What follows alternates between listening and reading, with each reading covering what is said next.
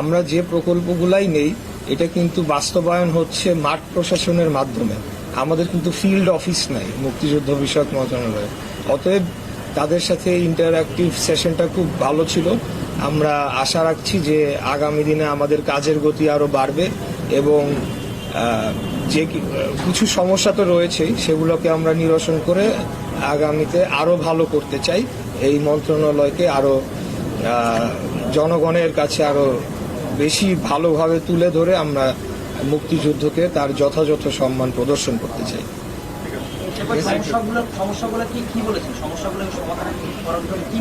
সমস্যাগুলো এটা তো আপনারা জানেনই যে মুক্তিযুদ্ধের তালিকা নিয়ে একটা বিষয় আছে, তারপরে এখানে যে বীর নিবাস নামে যে প্রজেক্টটি করা হয়েছে এখানে ইতিমধ্যে 30,000 নিবাস নির্মাণ করা হয়েছে, আরো কিছু চলমান রয়েছে। তো সেগুলো বিগত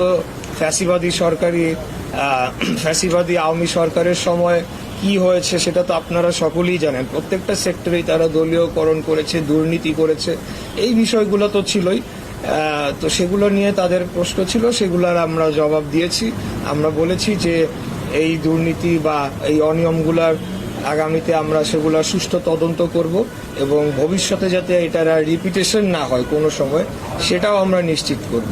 এর পাশাপাশি 2024 সালে যে গণঅভ্যুত্থান হয়েছিল সেখানে আমরা জুলাই যোদ্ধাদের জন্য কি করছি সেটার বিস্তারিত আমরা তাদেরকে জানিয়েছি এবং তাদের সহযোগিতা কামনা করেছি যে তাদের মাধ্যমে আমরা এটিকে যাতে বাস্তবায়ন করতে পারি। আমি একটু দুঃখিত, বীর নিবাস আমাদের 30,000 আমাদের প্রকল্পের টার্গেট রয়েছে, এর মধ্যে 17,806টি নির্মাণ সম্পন্ন হয়েছে, বাকিগুলো প্রক্রিয়াধীন রয়েছে। এই আর কি।